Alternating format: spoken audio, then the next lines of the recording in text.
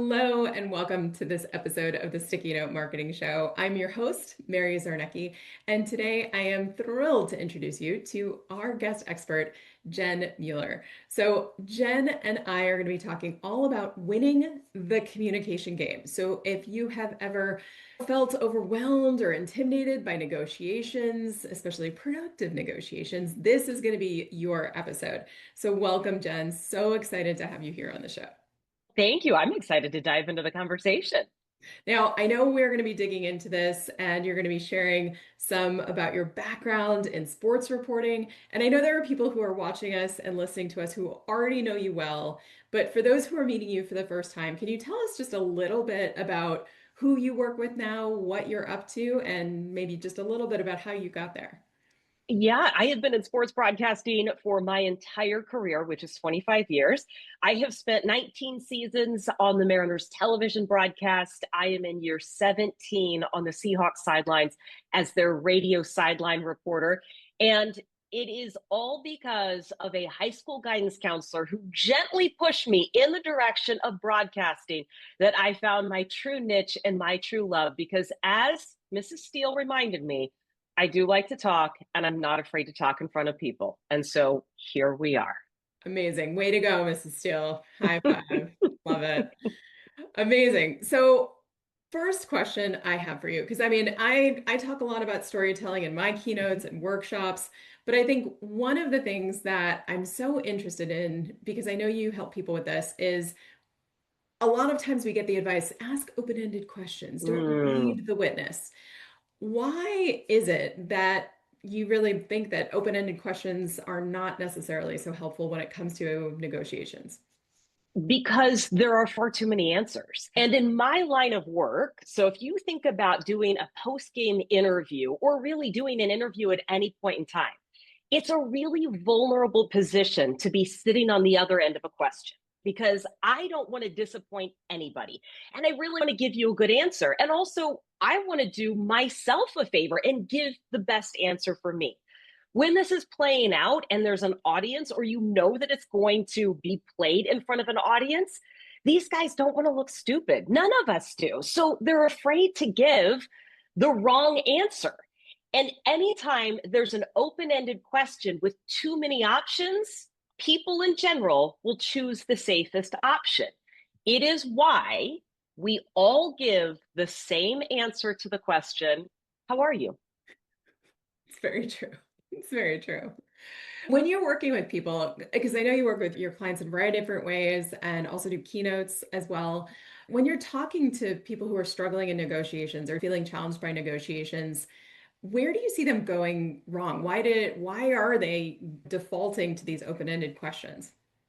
Because either they don't know exactly what they want to get out of the interaction and the negotiation, or two, they're afraid of what the answer is. And the answer is what the answer was always going to be. Like in a negotiation, yeah, you can move the needle a little bit, right? But if the answer was always going to be no, we can't afford you right now, then that was always going to be the answer. So the more open ended you leave this question and you ask them to picture their perfect life and what this would look like if they had more time on the schedule because you were taking over all of their marketing efforts, it doesn't matter because the answer was always going to be, I can't afford this right now.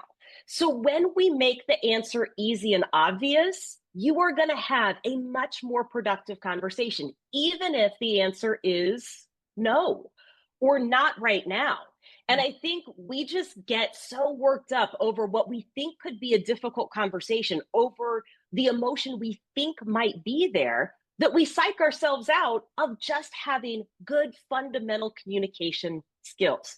Make the answer easy and obvious so that I know where to direct my attention, my efforts, and the conversation.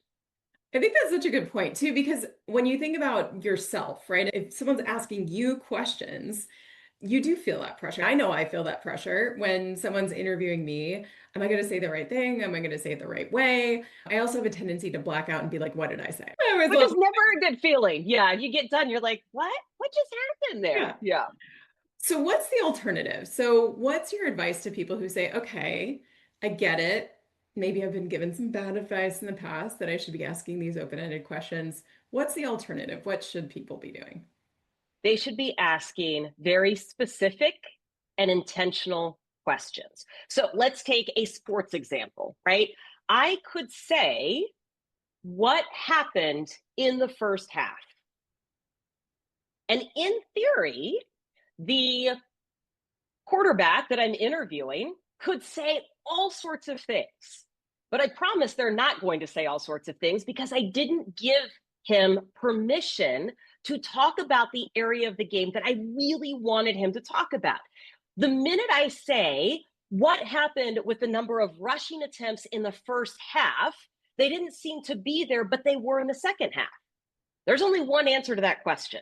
I don't know what that answer is, but he knows what that answer is. And the minute you point people to the very specific answer that they can give you, they are going to open up. You can see it on TV. I've done this enough times where it's the difference between deer in the headlights and this recognition and almost like relief that's, oh yeah, oh, I can totally do this. Oh, that's what you want? Right. So if we're thinking about it in business, right? Sometimes we'll do, hey, what keeps you up at night? There's any number of things right now, including the fact that I just don't sleep well and I'm too hot. There's all sorts of things. What would allow you to feel most productive at the end of the week? There's really only one answer to that, right? Or what are the two things you know you need to accomplish in the next 24 hours, right? There's only one answer to that. And so the minute I tee you up to answer confidently, now we're having a productive exchange. I love this because for those of you guys listening, first of all, hopefully you have your sticky notes out because Jen is dropping some knowledge bombs here that I want you guys to make sure you're capturing. But as you're giving this advice, in my brain, I'm thinking about all of these different scenarios that this applies to, right? We're talking about it in terms of negotiations, but in my brain, I'm also thinking, okay, this is a discovery call. This is a sales conversation. This is I don't even know if I want to work with this client conversation. I need to understand whether what they actually have in their brain is something I can help with. Where else do you see this really coming into play? Where else are you seeing this being helpful for the people you work with? Giving feedback and getting feedback. We do this all the time, right? Even if, let's say that we're sending over the proposal or we're negotiating back and forth, and we will frequently say, let me know what you think, right? How many times do we actually get a response to that? I will either fire off something that says fine, or I'm going to ignore it, right? Because I don't have the brain space or the bandwidth to sit there and really get my thoughts together. That's a heavier lift than we realize when we put it in there. It's far more effective to say, does this fit the scope of what you had intended? The answer is yes or no. And the quicker I can get to yes or no, the quicker I can take the next step. Is this the right color for the wall in the bedroom? The answer is yes or no. Instead of, let me know what you think. I don't really know what we're asking for feedback on here, right? I don't really know if we're talking about the lighting at night or during the day, or there's any number of things, right? Yes, no questions are actually your best friend when you want actionable feedback and when you want a quick answer. And I think that's brilliant. So write that down, everyone, like wherever you're watching or listening to this, right? Sticky note, writer downer. Yes, no questions are your powerhouse. But I think the point is so important that you're doing someone a favor, right? You are helping their brain calm down, feel good, and actually feel good about, oh, okay, I know how to answer this question. There are a limited number of answers, or there's one answer to this question. Because I don't know about you, but people ask me, oh, what did you think? Or what keeps you up at night? And my brain just goes like crazy, explodes. And to your point, I'm not even necessarily in the conversation we're having anymore. I'm thinking about, oh yeah, that's right. I forgot I didn't pack my kids' lacrosse equipment. I know that's not relevant to this conversation, but that's where my brain did its brain thing and then distracted me. Exactly. Exactly. And between using yes, no questions and really powerful words, you can change the entire conversation and the effectiveness. Also, while providing, quite honestly, more entertainment value, because everybody in every conversation is looking for a reason to be bought in. Whether you are talking about your one-on-ones with a colleague, an employee, a team member, or you're talking about a presentation. Every single person wants to know what's in it for me and why am I spending my time right now. So that's so interesting. One of the things that pops to my mind is something I hear from a lot of people that I work with in terms of storytelling and marketing communications, which is how many questions or how much do I have to work to pull out the information from people? So is there a trick or is there advice you have or a rule of thumb in terms of is it better to ask more questions or fewer, or is there some sort of sweet spot there? So, in my line of work as a broadcaster, I'm very limited. I know this might seem like it's like counterintuitive. I'm actually very limited in the number of questions that I get to ask because everything is timed. So, if I am doing a post game interview on the field following a win, I generally get 3 questions. And there is a very set time limit because those guys have to get into the locker room or the clubhouse. If I sit down, even in a long form interview, I have generally asked for 5 to 7 minutes. There's only so many questions. And so I don't think it's a matter of how many questions you are asking. It is about the information that you are trying to get out of one specific question and thinking through what that exchange is. So a few years ago, we were trying to get, and I live in Seattle, so this is going to make sense. We were trying to get the players to talk about coffee, right? Because coffee is synonymous with Seattle. Okay. So the first question that comes to mind, if I'm thinking about these spring training questions that I'm going to ask, the first question is, what's your coffee order? If I think about what that response is and the potential story behind it, I realize I don't really have a lot of information because I know what my answer would be. My answer would be grande dark roast with a little bit of room.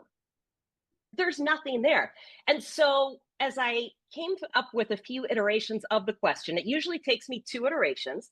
The final question that I asked was, when did coffee become part of your daily routine?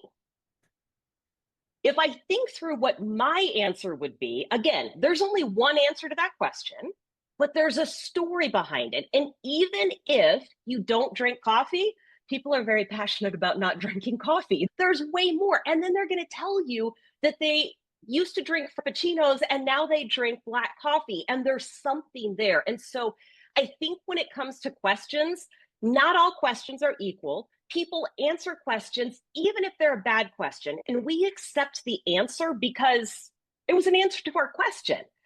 When I'm asking a question, I am looking for a very specific answer, and I have taken a lot of time at the front end to make sure that each question meets the objective that I'm trying to reach.